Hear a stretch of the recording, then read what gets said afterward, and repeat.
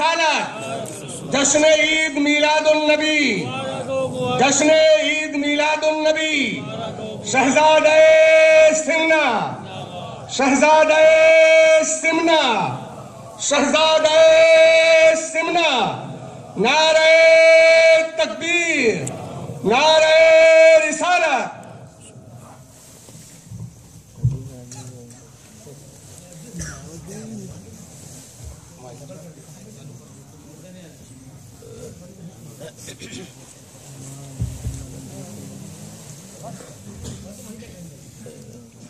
الفاتحہ۔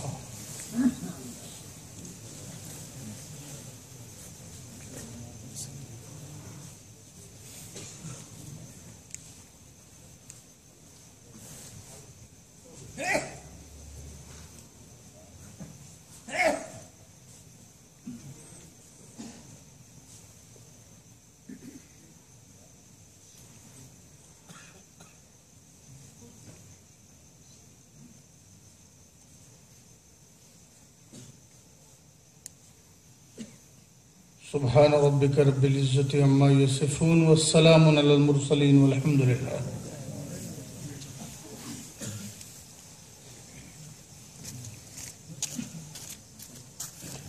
الحمد للہ، الحمد للہ رب العالمین والعاقبۃ للمتقین،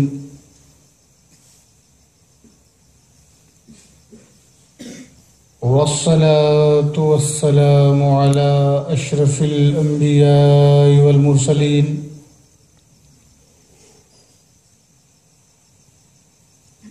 وعلى آله وأصحابه وأزواجه وذرياته وأهل بيته أجمعين،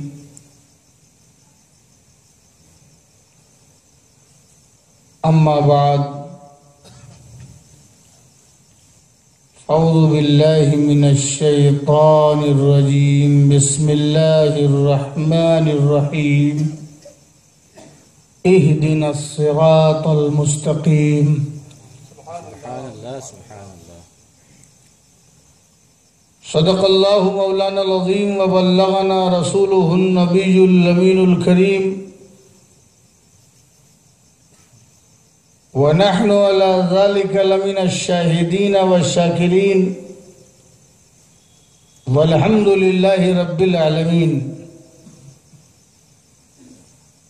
من علينا ربنا إذ بعث محمدا، أيده بأيديه، أيدنا بأحمدا، أرسله مبشرا، أرسله ممجدا، صلو علیہ دائما، صلو علیہ سرمدا۔ بارگاہ رسالت میں درود پاک کا نذرانہ پیش کریں۔ اللہم صلی علی سیدنا و شفیعنا و حبیبنا مولانا محمد و علی آل محمد، بارک وسلم، صلاۃ و سلام علیک یا رسول اللہ صلی اللہ تعالی وسلم۔ ایک مرتبہ اور ہدیہ درود پیش کریں۔ صلی اللہ علی النبی الامی والہ صلی اللہ علیہ وسلم، صلاۃ و سلام علیکہ یا رسول اللہ صلی اللہ تعالی وسلم۔ نبی اور آل نبی پر ایک مرتبہ اور بآواز بلند، صلی اللہ علی النبی الامی والہ صلی اللہ علیہ وسلم، صلاۃ و سلام علیکہ یا رسول اللہ صلی اللہ تعالی علیہ وسلم۔ اسٹیج پر تشریف فرما علماء کرام، ائمہ اعظام اور سبھی سنی حسینی مسلمان، السلام علیکم ورحمۃ اللہ وبرکاتہ۔ وعلیکم السلام ورحمۃ اللہ وبرکاتہ۔ آج ہم سب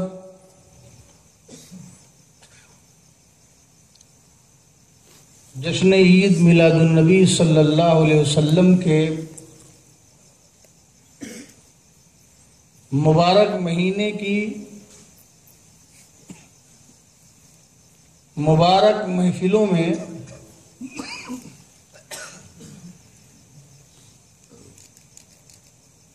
ان مبارک محفلوں میں سے ایک محفل میں شرکت کر رہے ہیں اور میں چاہتا ہوں کہ اس شرکت کو ہم باعث برکت بنا دیں. اگر یہ محفل مقبول ہے اور اگر یہ محفل محبوب ہے، اور میرا ایمان ہے کہ یقیناً محبوب اور مقبول ہے، تو اس محبوب اور مقبول ساعت کو اپنے لیے ذریعہ نجات بنا لیں. اور ذریعہ نجات تبھی بن پائے گا جب اس موقع پر ہم ایک جامع دعا کر لیں.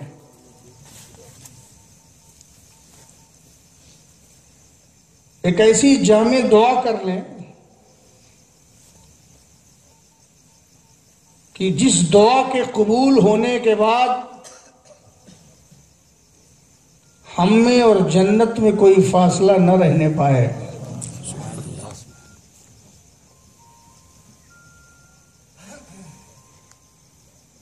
قرآن مجید نے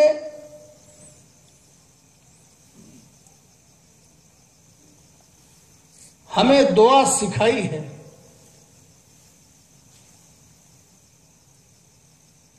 بتائی ہے، سمجھائی ہے.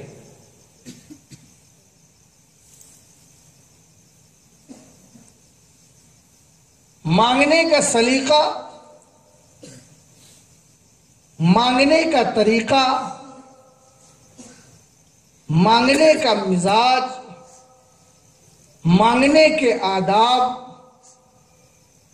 مانگنے کے اطوار، مانگنے کے لیے بھی ایک تربیت ہونی چاہیے.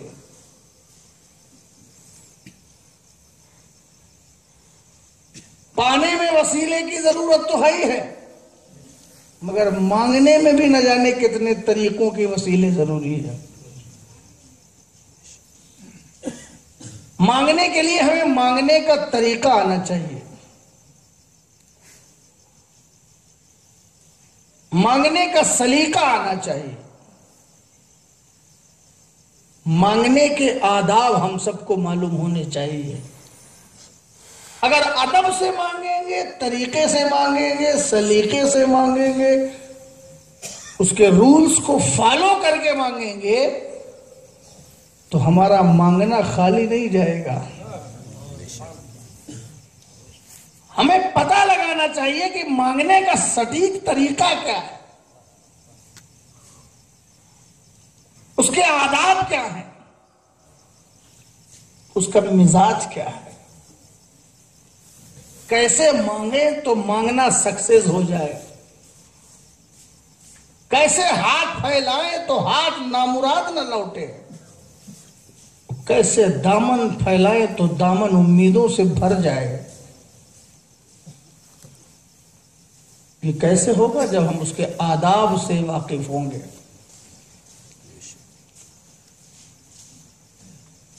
آپ دیکھیں، مانگنے سے پہلے سب سے پہلے جو زیادہ ضروری چیز ہے کہ جس سے آپ مانگیں اس کی تعریف کریں. جس سے آپ مانگیں اس کی تعریف کریں.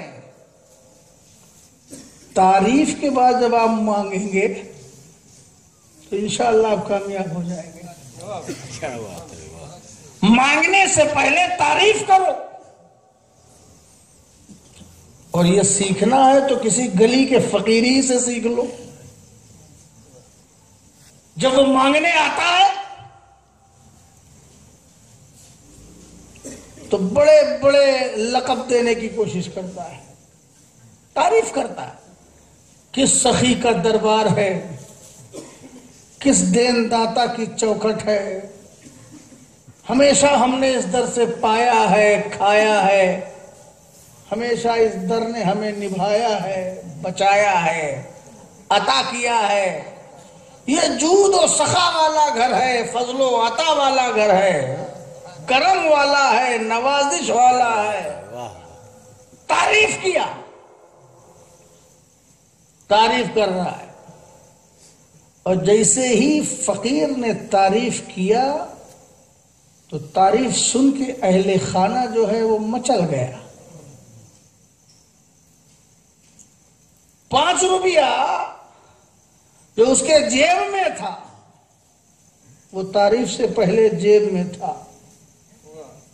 کیا بات ہے. تعریف سے پہلے وہ روپیہ جیب میں تھا. تعریف ہوئی تو وہی 5 روپیہ اب فقیر کے ہاتھ میں ہے. کیا بات ہے. تعریف کے بعد وہ روپیہ فقیر کے ہاتھ میں، تو جیب سے لے کے ہاتھ کا سفر جو طے کیا وہ کس نے کیا؟ تعریف نے کیا. تعریف کرو تو موڈ بنتا ہے، تعریف کرو تو سخاوت کا مزاج بنتا ہے، تعریف کرو تو عطاؤں کے دروازے کھل جاتے ہیں، تعریف کرو تو نوازشوں کا مزاج بن جاتا ہے.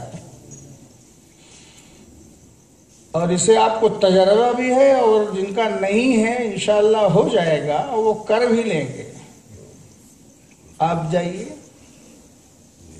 کسی دن، آپ اپنے گھر میں جائیے، اور جیسے ہی آپ کے لیے کھانا لگے آپ ذرا کھانے کی تعریف کر کے دیکھیے. بھائی آج دال بہت اچھی بنی ہے، آج تو سالن کا ٹیسٹ ہی عجیب ہے، قیمے کا تو جواب ہی نہیں ہے، اور روٹی بھی بڑی ملائم ہے. اتنا تعریف کرنا تھا کہ بیگم بے غم ہو گئی.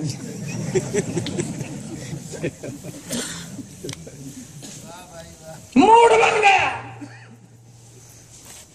ایسے آپ آتے تو پتہ نہیں ناک بھوں چڑھی رہتی، موڈ اچھا رہتا، دن بھر کی تھکاوٹ کا شکوہ رہتا، کام کی الجھنوں کا بیان رہتا، شکوے شکایت رہتی. مگر جیسے ہی تعریف ہوئی تراوٹ آ گئی، چارج ہو گئی، انچارج ہو گئی.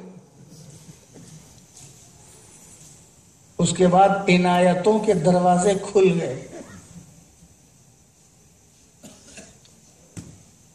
اور بھی راحت و سکون کے لمحات میسر آنے لگے. تعریف کے بعد پتہ یہ چلا کہ تعریف کے بعد مزاج بن جاتا ہے، موڈ بن جاتا ہے، دینے کی طبیعت پیدا ہو جاتی ہے. ایک جو لگام لگی رہتی ہے وہ لگام چھوٹ جاتی ہے، سخاوت کا دروازہ کھل جاتا ہے تعریف کے بعد. اس نیچر کا خالق اللہ، اس فطرت کو پیدا کرنے والا اللہ، اس طبیعت اور مزاج کو بنانے والا رب العالمین، اسی نے یہ نیچر بنایا ہے، اسی نے یہ فطرت بنایا ہے. تعریف سے دینے کا مزاج بنتا ہے. اب یہ اور بات ہے کہ کبھی کبھی تعریف جو ہے وہ انسان کو برباد ہی کر دیتی ہے. یہ مغل برباد ہو گئے تعریف کروا کے. تعریف کرنے والے نے سب کچھ تعریف کر کر کے لوٹ لیا. یہ تعریف ہی میں پڑے رہے مگر دیتے رہے، تعریف میں عطا کرتے رہے. یہ دنیا دار کی کیپیسٹی جتنی ہے، وہ تعریف کے بعد وہ خوش ہو جاتا ہے تو وہ دینے لگتا ہے، عطا کرنے لگتا ہے، نوازنے لگتا ہے. کسی سے ایک پان بھی کھانا ہو تو پہلے تعریف کرو. ایک مسالے کی پڑیا بھی کھانا ہے تو پہلے ارے واہ صاحب، یہ جو آپ پان کھاتے ہیں یہ والا کہاں سے لگواتے ہیں؟ پہلے لو کھاؤ، میں بہت اسپیشل جگہ سے لگواتا ہوں.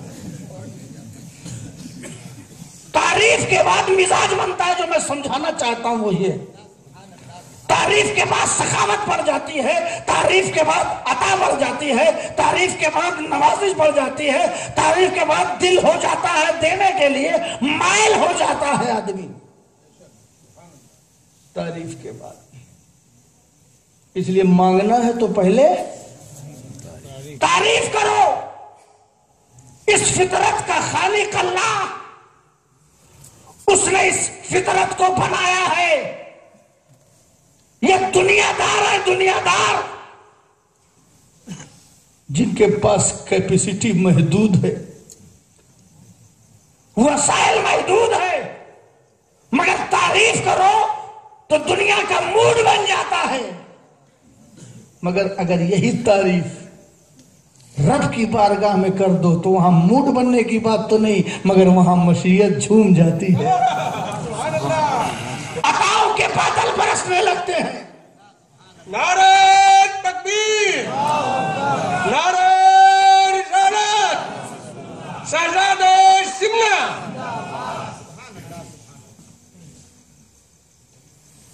آپ حضرات میں سے جب بھی کوئی نعرہ آئے گا تو میں اسے اصلی تعریف سمجھوں گا۔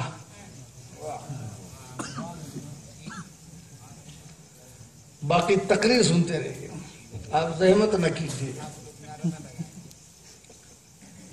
جس کے لیے میں بول رہا ہوں وہ سمجھے تو سمجھ میں آئے کہ پیسہ وصول ہے۔